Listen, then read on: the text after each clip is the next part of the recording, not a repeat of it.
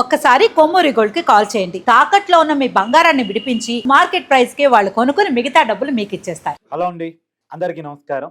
5 రాష్ట్రాల ఎన్నికల పోలింగ్ ఎవరు గెలుస్తారనే ఉత్కంఠ ఇదంతా ఒకవైపు, తమిళనాడు రాజకీయాల్లో విజయ్ చూపించబోయే ప్రభావం ఎంత అనేటువంటిది మరొక వైపు. తమిళనాడులో మెజార్టీ సర్వేలు అన్ని కూడా డిఎంకే గెలవబోతుంది అని చెప్తున్నాయి. కానీ కొన్ని సర్వేలు మాత్రం అన్నా డిఎంకే కూటమి అధికారంలోకి రాబోతుంది, అధికార మార్పిడి జరగబోతుందని కొన్ని సర్వేలు. సరే, కానీ ఒక్క సర్వే మాత్రం అది మరి వాళ్ళ సర్వే ఏంటో తెలియదు, కానీ యాక్సెస్ మై ఇండియా వాళ్ళు మాత్రం ఖచ్చితంగా విజయ్ అధికారాన్ని దగ్గరగా చేరబోతున్నాడు అనేటువంటిది వాళ్ళు ఇచ్చిన సర్వే. ఇవన్నీ పక్కన పెడితే విజయ్ కింగ్ మేకర్ కాబోతున్నాడు అనే ప్రచారం సోషల్ మీడియాలో ఊపందుకుంది. అసలు నిజంగా తమిళనాడు రాజకీయాల్లో విజయ్ ప్రభావం ఎంత మాట్లాడుకునే ప్రయత్నం చేద్దాం. మనతో ఉన్నారు Chanakya strategies founder come CEO Mukesh గారు. సార్ నమస్కారం. నమస్తే. ఏంటి తమిళనాడు రాజకీయాల్లో విజయ్ ప్రభావం ఒక్కొక్కరు ఒక్కో లెక్క కడుతున్నారు. ఒకళ్ళేమో 10-15 మించి రావంటారు, ఇంకొకళ్ళేమో 30-40 వస్తా అంటారు. మొత్తానికి అక్కడ హంగ్ వస్తుంది, కింగ్ మేకర్ అవుతాడంటారు. కింగ్ మేకర్ అయ్యే పరిస్థితి ఉందా? ఏంటి విజయ్ పరిస్థితి? రేపు మే 4వ తారీఖు రిజల్ట్స్ వస్తాయి కదా. అయితే దీనికన్నా ముందు మనం ఎగ్జిట్ పోల్స్ మాట్లాడుకునే ప్రయత్నం చేస్తాం. అయితే తమిళనాడు గురించి స్పెషల్గా చెప్పాలంటే ఏఐడిఎంకే ప్రతిపక్ష హోదాలో ఉండాల్సిన పార్టీ వాస్తవానికి డిఎంకే తర్వాత. కానీ ఈరోజు మనం విజయ్ గురించి స్పెషల్గా టీవీకే పార్టీ గురించి మాట్లాడుకున్నామంటే ఆ రేంజ్లో క్యాంపెయిన్ చేయడంలో సక్సెస్ అయ్యాయి. అవును, క్యాంపెయిన్ విషయంలో కావచ్చు, ప్రజల్లోని అంటే ఓటర్స్ని అట్రాక్ట్ చేసుకోవడం విషయంలో కావచ్చు, పర్ఫెక్ట్గా స్ట్రాటజీగా ఒక గేమ్ ఆడాడు. లేకపోతే సోషల్ మీడియా గేమా, రియల్ గ్రౌండ్ లో గేమా? అంటే వాస్తవానికి రియల్ గ్రౌండ్ గురించి కొద్దిసేపు మనం మాట్లాడుకున్నాం. మేము అక్కడ పర్సనల్గా మాట్లాడినప్పుడు ఏంటంటే మీరు అన్నట్టు 30 సంవత్సరాలలోపు యూత్ అంటే ఇక్కడ ఫ్రెష్ ఓటర్స్, ఫస్ట్ మన లాస్ట్ టైం ఓటేసిన ఓటర్స్ కంబైన్డ్గా చూస్తే వీళ్ళందరిలో 80% ఓట్ షేరు విజయ్కి టర్న్ అయింది. ఇది క్లియర్గా, ఎందుకంటే ప్రతి 10 మందిలో కుర్రాళ్ళు, యూత్, యువత అంతా కూడా ఉంది. కానీ మిగిలిన 30%, ఇందాక 80%, మిగిలిన 20% ఎటు షిఫ్ట్ అయింది? డిఎంకేకి షిఫ్ట్ అయింది. ఇది డిఎంకే ఎక్కడ సక్సెస్ అయిందంటే వాళ్ళ సీట్ ఏదైతే సీట్ షేర్స్ ఉంటాయి కదా, అవుట్ ఆఫ్ 234లో ఏ పార్టీకి అన్ని ఎక్కడ అభ్యర్థుల్ని ఎలా అకామిడేట్ చేయాలనే విషయంలో వాళ్ళు పర్ఫెక్ట్గా సక్సెస్ అయ్యారు. అదే టైంలో అన్ని స్థానాల్లో పోటీ చేస్తున్న టీవీకే పార్టీ యొక్క అభ్యర్థులు కూడా స్ట్రాంగ్గా ఉన్నారు వీకెండ్. అండ్ ఏఐడిఎంకే అభ్యర్థులు వాడ సీట్ షేర్లో ఫెయిల్ అయ్యారు ఇక్కడ బీజేపీ అలయన్స్ తోటి. ఓకే, అయితే ఇక్కడ సోషల్ మీడియా అంటే సినీ రాజకీయం వాస్తవానికి ఇది విజయ్ది. సోషల్ మీడియా ఎఫెక్ట్ అనేది విజయ్ మీద ఎక్కువ ఉంటుంది డిఎంకేతో కంపేర్ చేస్తే. ఇది స్టాలిన్తో కంపేర్ చేస్తే విజయ్కి కొంచెం సోషల్ మీడియా ఇంపాక్ట్ ఎక్కువ ఉంటుంది. అండ్ యూత్ ఫాలోయింగ్ కావచ్చు, సినిమా డైలాగులు కావచ్చు, సెటైర్లు కావచ్చు, ఇవన్నీ కూడా కొంచెం విజయ్కి ఎక్కువ ఉంటుంది మొదటి నుంచి. ఈ రోజుల్లో సినిమా రంగం అనేది కొంచెం ఎక్కువ ఉంది. గతంలో సినిమా రంగం నుంచి వచ్చిన వాళ్ళు సీఎంలు కూడా అయ్యారు, సీఎంలు కూడా అయ్యారు. కానీ ఇప్పుడున్న రాజకీయ పరిణామాల్లో ఏంటంటే విజయ్ గెలవడం అసాధ్యం వాస్తవానికి. ఇది ఇక్కడ మ్యాజిక్ ఫిగరు 118 రావాలి. 118 అనేది ఇంపాసిబుల్ అక్కడ. కానీ విజయ్కి సీట్ షేర్ ఎక్కడ వస్తుంది? చెన్నై సెంట్రల్లో అంటే సిటీలో, అండ్ రూరల్లో there is no seats. Vijay 2 చోట్ల నిలబడ్డాడు కదా, ఎక్కడి నుంచి గెలుస్తాడని మీరు అంచనా? అయితే ఇక్కడ తిరుచిలో కొంచెం గెలిచే అవకాశం ఎక్కువ ఉంది వాస్తవానికి. కానీ ఇంకొక నియోజకవర్గం అది ఐ థింక్ పెరంబదూర్. అక్కడ ఏంటంటే కొంచెం రూరల్ పార్ట్ కొంచెం సెగ్మెంట్ ఎక్కువ. అక్కడ కొంచెం టైట్ సిచ్యువేషన్ అయ్యే అవకాశం ఉంది, బట్ కొంచెం రూరల్ సెగ్మెంట్. కానీ మీరు చూస్తే ఓవరాల్గా చెన్నైలో టౌన్ పరిధిలో మాత్రం కొంచెం విజయ్కి 12 సీట్లు వచ్చే అవకాశం ఉంది. చెన్నై సిటీ పరిధిలో 12 నుంచి 14 సీట్లు వచ్చే అవకాశం.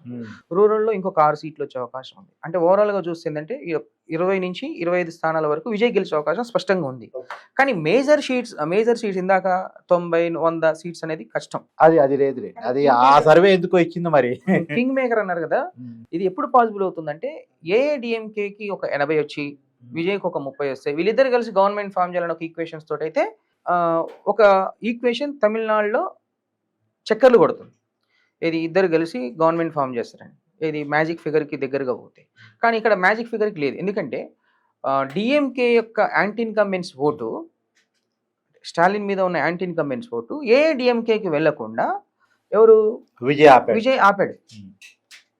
సో దీనివల్ల ఏమవుతుందంటే ఏఐడిఎంకే యొక్క సీట్ల స్థానం అదే ఇక్కడ ఒక మాట చెప్పండి నాకు. యాక్చువల్గా విజయ్ మీరు అన్నట్టు కరెక్ట్, యాంటీ ఇన్కంబెన్సీ ఓటును చీల్చాడు. అదే క్రమంలో డిఎంకేని కూడా దెబ్బ కొట్టాడు. క్రిస్టియన్ ఓట్ బ్యాంకు, దళిత ఓట్ బ్యాంకును లాగేసుకోవడం ద్వారా అతనికి వచ్చే ఓట్లు ఇద్దరు, ఒకటేమో ప్రభుత్వ వ్యతిరేక ఓటు, ఇంకోవైపు డిఎంకే అనుకూల ఓటు అనేది. అంటే ఇక్కడ మీరు మంచి మాట్లాడారు, క్రిస్టియన్ ఓట్ బ్యాంక్ అన్నారు. క్రిస్టియన్ ఓట్ బ్యాంకులో ఒక 60 అంటే 50 to 60% మాత్రమే విజయ్ కన్సల్టేట్ అవుతుంది. అది కూడా ఏ ఏజ్ గ్రూప్లలో 30-35 ఏజ్ గ్రూప్ల వరకే పరిమితం అవుతుంది, బిలో 35. కానీ అంతకుముందు క్రిస్టియన్స్ కి స్టాలిన్ గవర్నమెంట్ ఇచ్చిన వెల్ఫేర్స్ ఏమవుతుంది అంటే కొంచెం అక్కడ ఎఫెక్ట్ చూపిస్తున్నాయి. సో దానివల్ల ఏమవుతుందంటే క్రిస్టియన్ మైనారిటీస్లో నుంచి ఓట్లు 50% విజయ్కి పోయినా మిగిలిన అంటే అది కూడా ఏజ్ గ్రూప్లో 35% బిలో, ఎబో 35 ఏజ్ గ్రూప్లో ఆల్మోస్ట్ 70% ఓట్ షేర్ మళ్ళీ స్టాలిన్కే అకామిడేట్ అవుతుంది. ఎంత పోయినా అంత మేరకు నష్టమే. నష్టమే, కానీ అది ఎంతవరకు నష్టం? ఒక నియోజకవర్గంలో 10 నుంచి 15 వేల ఓట్లే, పెద్ద గేమ్ లేదు. అంటే వాస్తవానికి క్రిస్టియన్ మైనారిటీ నియోజకవర్గం మొత్తంలో ఎంత ఉంటుంది అంటే 20 నుంచి 25 వేల మందికి ఉంటుంది. అందులో ఒక 10,000 ఇటు షిఫ్ట్ అవుతుంది అనుకోండి. ఏఐడిఎంకేకి పోవాల్సిన ఓటే కదా వాస్తవానికి. అది యాక్చువల్గా డిఎంకేతో ఉండాల్సిన ఓటే. డిఎంకేకి ఉండాల్సిన ఓట్లో యాంటీ ఇన్కంబెంట్ ఓటు ఏఐడిఎంకేకి వెళ్ళాలి. ఆ ఏఐడిఎంకేకి పోవాల్సిన ఓటుని విజయ్ అక్కడ స్టాప్ చేశాడు. విజయ్ ఆపినప్పుడు ఏమవుతుంది, ఏఐడిఎంకే ఓట్ షేర్ పూర్తిగా డౌన్ అవుతూ వచ్చింది. అండ్ ఏఐడిఎంకేకి ఇక్కడ మళ్ళీ ఒక ఎఫెక్ట్ ఏంది, శశికళ, ఓపీఎస్ వీళ్ళందరూ మరొక ఎఫెక్ట్ ఇక్కడ. అదొకటి బీజేపీతో పొత్తు పెట్టుకోవడం కూడా తమిళనాడు రాజకీయాల్లో పెద్ద ఎఫెక్ట్. ఇదంతా కాబట్టి ఏఐడిఎంకే మీద కొంత నమ్మకం అనేది సన్నగిలింది. అందులోనూ స్టాలిన్ తో పళనిస్వామి పోటీ పడగలిగిన నాయకుడు. అవును. అయితే నిన్న మొన్న ఒక సర్వే సంస్థ, నిన్న జస్ట్ ఎగ్జిట్ పోల్స్ తర్వాత ఒక సర్వే సంస్థ ఇంకోటి చెప్పింది, టీవీకి పార్టీ విజయ్ 124 స్థానాలతో గవర్నమెంట్ ఫామ్ చేయబోతున్నాడు. వాళ్ళు ఎంత శాంపిల్ చేశారని చెప్పారంటే 2,30,30,000 శాంపిల్స్ చేశారని చెప్పారు. అంటే ఎలక్షన్స్ తర్వాత ఒకే రోజు 2,30,30,000 పోలి ఏ సర్వే సంస్థ కాదు కదా. అది ఓన్లీ ఎగ్జిట్ పోల్స్ మీద నాకు కొన్ని అనుమానాలు ఉన్నాయి. అది ఓన్లీ ఎప్పుడు పాసిబుల్ అవుతుంది తెలుసా? ఒకే రోజు 2,30,30,000 అంటే ఓన్లీ ఐవీఆర్ కాల్స్.